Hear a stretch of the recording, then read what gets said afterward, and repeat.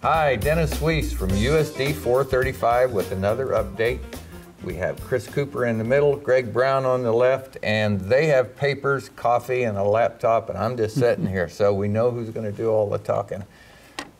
Good morning. Morning. Good morning. You guys look sharp as a tack today. Well, you know, you Clean put a up tie okay. on a pig, you still pig. You ever tried that? Nah, it doesn't work so good. I've tried several things with pigs that people would say, and the only one that is actually tried and true is don't wrestle with a pig in a mud hole because you can't win, and he just likes it. There you go. Yeah, tried that once. That's the end of my career. So we're talking strategic planning. And it's always a good thing when you talk strategic planning and you have papers and laptops because you probably have a plan on them somewhere, right, Mr. Cooper? But I'm gonna ask you a question. We have Eisenhower on the wall over there. I can't do his exact quote, but I do it close enough. He said plans are important, but planning is everything. Now, a plan is something. Right. The process of planning is the process of allocating resources and thought to make sure a plan works. So planning is the daily process of thinking and acting to ensure your plan's successful. Well, that's a great segue to what we're going to talk about because most schools have a strategic plan. I think what Abilene has done uniquely in the last 5 or 6 years is use that plan, and it's driven our instruction. So it is time that we renew again. This plan has kind of ran its course. It needs refreshed or redone. So we are asking if anybody's interested. We're going to meet on January 30th and February 6th in the evening to help get community input about what should Abilene Public Schools look like, what should a graduate be able to do when they leave our buildings, and gain that input. Last time in 2013, we had about 80 community members come. So we're asking for volunteers. We're also going to call some victims and see if they'll come. So we're working on that list as well, but we know if we just say, hey, come if you want to have input, we won't get to as many folks. So you're officially invited now to come on the 30th and the 6th. I'm going to jot that down on my planning list. I'll send you an email. But like I said, one of the things that we've done is had that plan drive what we've done over the last several years, and you know, we've had a lot of conversations about that, and I'm not sure how I became the historian around here, but all of a sudden I've Old been here. helps. Yes, that does help. Right? Being here a long time helps, and having the ability to remember. That's about all it takes, Chris. The last one may be that's why I have the laptop and the papers. Well, and one of the things as well, regardless of whether or not you're a part of the conversation or a person's a part of the conversation on the 30th and the 6th, we've had a survey out there that's available online. Hopefully by the time this airs, most of the folks that have seen this will have been at that survey site to kind of give some input. But if not, and the viewers would like to gain access to that, we plan to keep it up for the next few days, not much longer. Okay. But contact the district office and we'll make sure that they have that opportunity. Okay. So one of the first things when you arrived as our superintendent here, Greg, I think I popped in, we sat down in your office a little bit to reconnect because we knew each other from days gone by. And one of the things I remember you saying to me in response to my question, so what do you think of Abilene? And your answer was, wow. Yeah. You guys have done a great job as a community in putting a school on the path forward. It's kind of the synopsis of what you said. And so relating back to what Chris just told us, that strategic planning opportunity in 2013 is what the results of that's what you walked into. You bet. Yeah. Certainly. So what the community said, I have a brief summary and then kind of what we've done with that. And there were 5 strategic pillars that came about, and one was student development. And the community said, we want continual improvement of student learning to prepare students for an ever-changing world. We want the child valued as an integral part of this community, not just something that we do unto them, but they become a part of the community. And those basic foundations for life, you know, they didn't want us to leave the basic skills. So what we've accomplished under student development is we've structured, partnered with Kansas Department of Ed and used the Kansas what's called multi-tiered system of support for reading, math, and behavior. And we've built K-12 structures that align where we now diagnose, we didn't before, we diagnose, we screen students 3 times a year, in the fall, winter, and spring, to see if there's any deficits in reading, math, or behavior. In the old days, we'd wait, you might even remember maybe the California Achievement Test or something in the spring, and we'd give it, and then we'd look at it and we'd go home for summer. Well, now we're using that data to prescribe interventions, evidence-based interventions for those kids that makes a difference.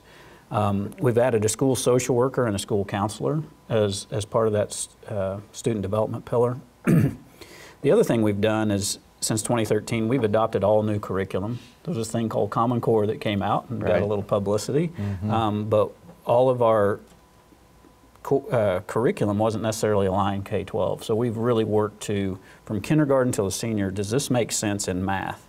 At one point, when I came here in '99, we actually had 5 different math books in our district. Every building had their own thing. So we've aligned that. We've added some career pathways at the high school in animal science, and plant science. And we've also tried to increase our extracurricular and our co-curricular activities. The most recent one, I think, would be our video, or our gaming club. It's not just video games. I heard about that. A thespians club was added, some other opportunities, both extracurricular and co-curricular clubs, because we want every student to have a space, a place, a tribe, if you would, to be involved in. So that's just some of it. I don't know what you've seen in the student development piece that we've done. I have to tell you, Greg, when I was in school, K through 12, first of all, there was no K. 1 through 12. I was evaluated daily for my performance. I can tell you, my teachers would evaluate me almost continuously to see whether they could make it another day. Yeah.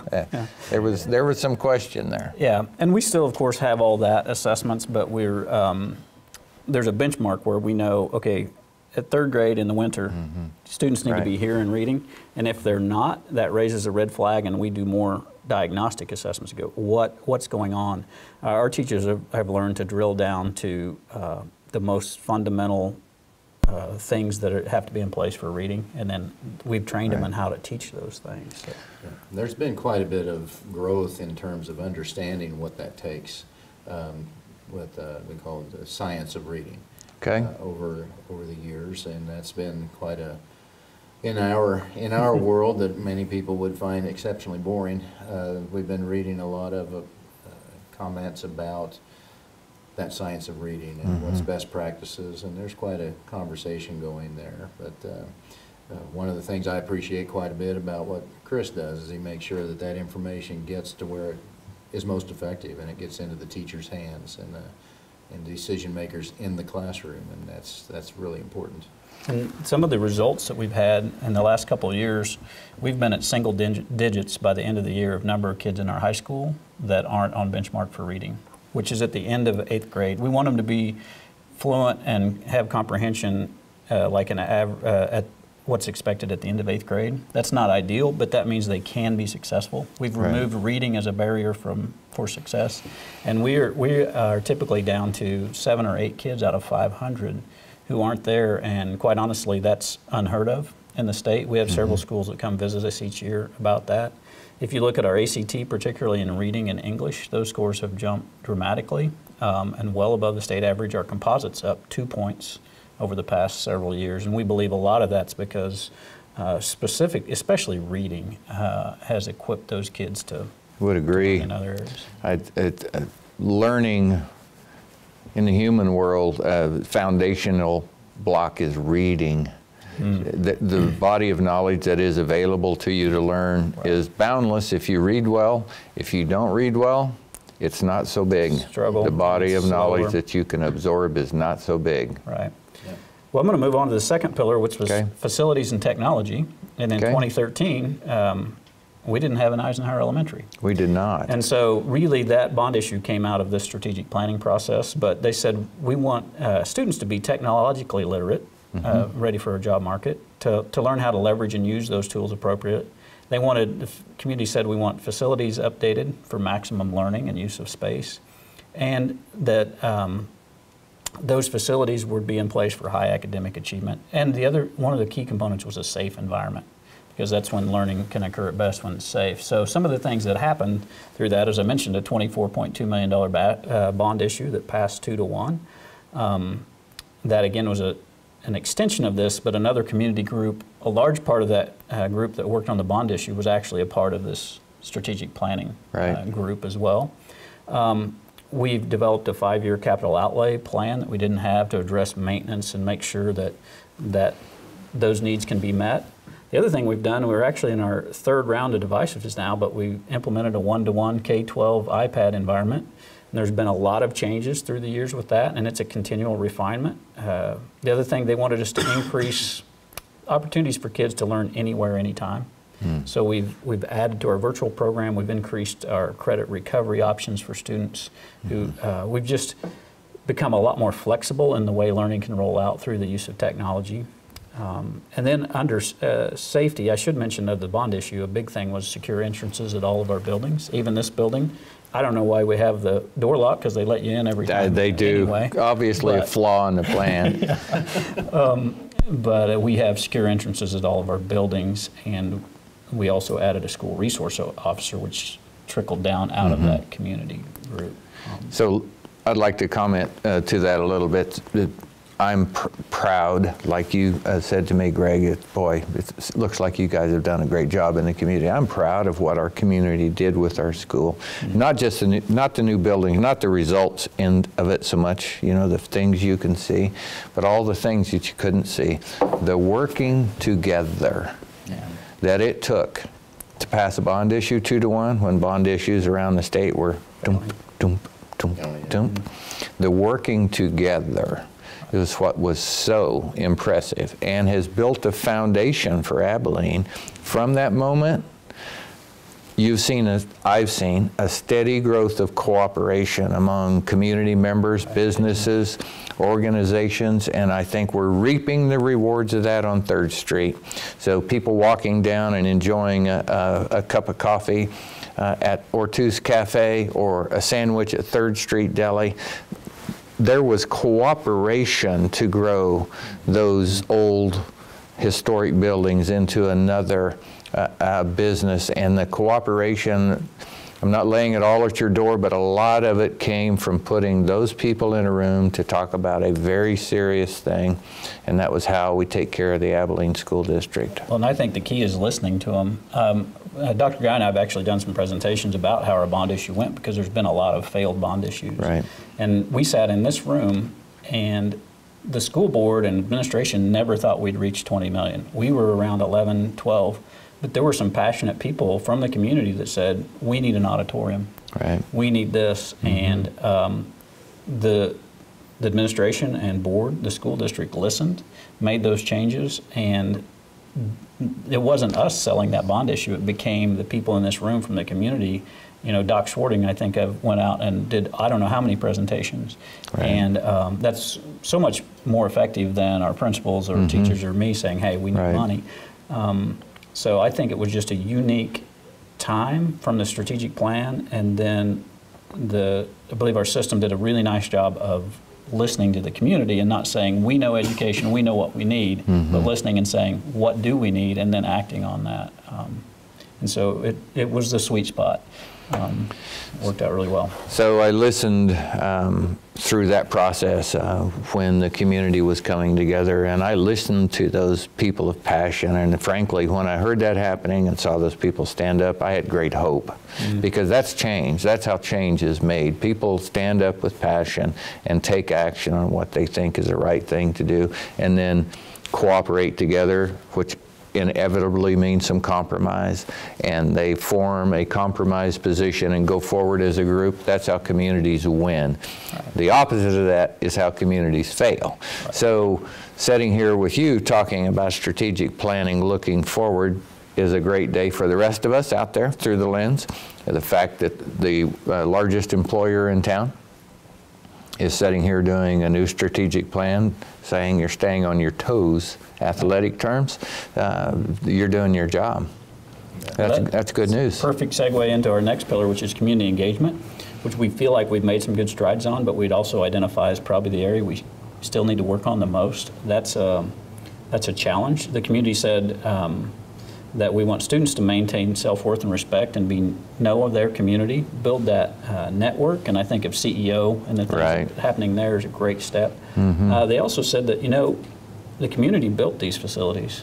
We as a district need to share those facilities, not only allow but encourage people to utilize the resources that we have and partnership with the community. Absolutely. And then just that our community, the village is raising the child, so we involve kids in the community more.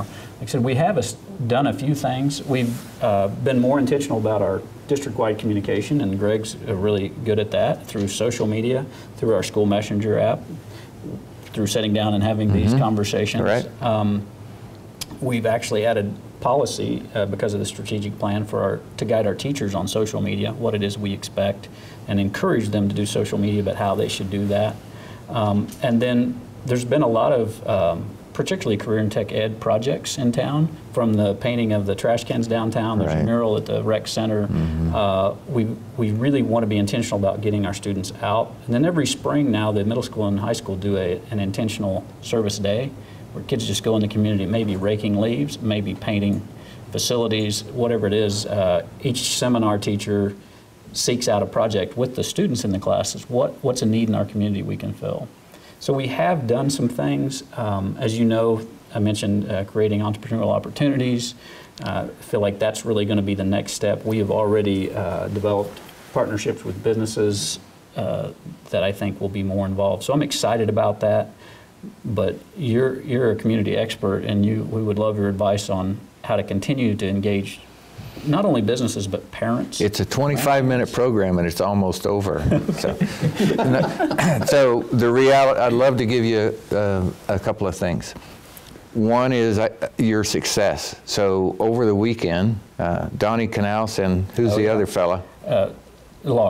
Jason Lahr. Okay, both USD 435 graduates put a magnificent bucking horse and riding cowboy out in front of your building, right? Yep. And thousands of man hours in that thing. All the money was raised from the community for the materials. Nobody paid Donnie and Lars. That's community engagement at a high level. Develop such a sense of pride in the community. That's a high level community engagement. That's saying the community is willing to give back with their very best.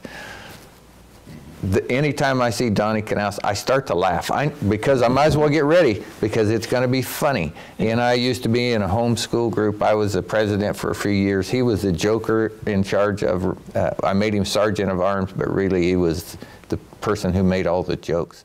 And he's the funniest guy I ever been around, but I love Donnie Canals. Really, but I watched that happen, and I talked to them through that process, Donnie, through that process, and I said, people who are willing to do that for their school, the school has made an impact on that person. Right.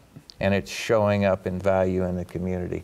That thing's going to last a long, long time in front of there. It is a beautiful piece. Isn't that something? It's one of the rare pieces that I've seen where you see a picture of it and you're impressed, but it's so much more impressive in person to look at it. I mean, it's phenomenal. It's really neat.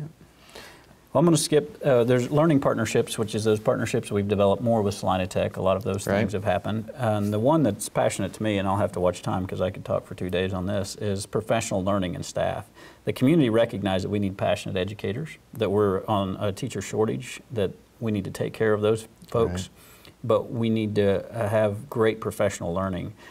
So some of the things we've done, I mentioned the K-12 curricular alignment. The other thing we've done is the science of reading through a program called Letters. I believe our staff knows how to teach students how to read better than any staff I've ever worked with. And I've had the opportunity to be in many districts across the state through a couple initiatives. And math's the same way. Our teachers understand how to do it. And so we are a people company, and it comes down to how amazing is that teacher in the classroom. That's what's going to make the difference. But the other thing, if we provide that person with a great curriculum, resources that are scientifically based and aligned through our system, and then we provide them with here's how you really teach that, that's when we get good impact. And I mentioned our results. We're just starting to see some good results from the efforts. The state measures what our kids do 2 years out. Do they graduate high school, start as a freshman, graduate high school, go to college, and then go back the second year, or earn some industry career certificate so they can be in the workplace? We have went from 48% to 60% of our students meeting that benchmark in 3 years. And I talked to Randy Watson, Commissioner of Education, and he said there are 2 other districts in the state that are close to what Abilene's made as far as gains. There are state schools that are above our 60%. Demographics might play a little part in that, but he said Abilene is unique in the gains that we've made. And I believe we have a caring staff. We do training on how to meet social emotional needs of kids. We've added mental health supports. A caring staff that's well equipped with good curriculum and instructional strategies. We've increased the amount of time we spend with new staff from 1 day before school starts to 5, just because our district's doing so many things. We need that time with them, and that's not enough because they get to drink from a fire hose for 4 days and then start school. I want to add to that a little bit. You said you're a people company. I was very happy to hear you say that. That's a comment that I'm behind. I think I remember when I heard the news that Greg Brown was going to be our superintendent, if somebody would have asked me, how does that reflect on your school district? If I would have known your phrase, I would have said, it shows you that we're a people company at USD 435. I would agree. So we're exceptionally fortunate from executive leadership with the 2 people on camera, you 2, not me, that you have high people skills, and you have historically shown that over and over and over throughout your life. That's a big thing in leadership. Mr. Eisenhower on the wall over there. Leadership is everything.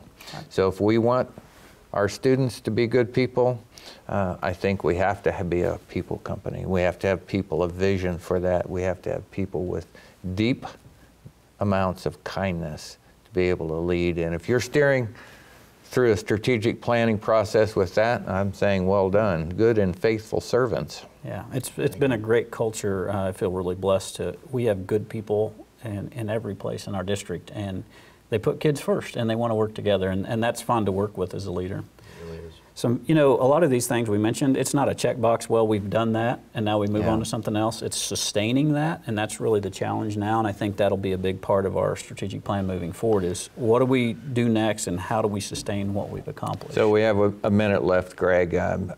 Thanks for the opportunity to come and to hear about strategic planning in USD 435. Such a vital, important thing. Planning is everything. Plans, not so much. Right. So, well, the things you put on paper quickly go away, but the work you put into the thought, the bringing people in to the conversation through community engagement, that will be valuable, valuable, valuable. But the good news, I guess an update from 435 from me that you can speak to last, you're once again sitting here reaching out to the people who sustain you, saying we need your help, we need your ideas, we need your cooperation. We're still moving forward, and we need to know just how you want us to do it. And if you can't come January 30th or February 6th, we're here. Our emails are out there on the website. Yeah. We will take input any way we can get it. Last word's yours, Mr. Brown. Well, again, I just feel very fortunate to be here. I think Abilene as a community is just phenomenal. Just tremendous people, and just the hearts for family, for kids.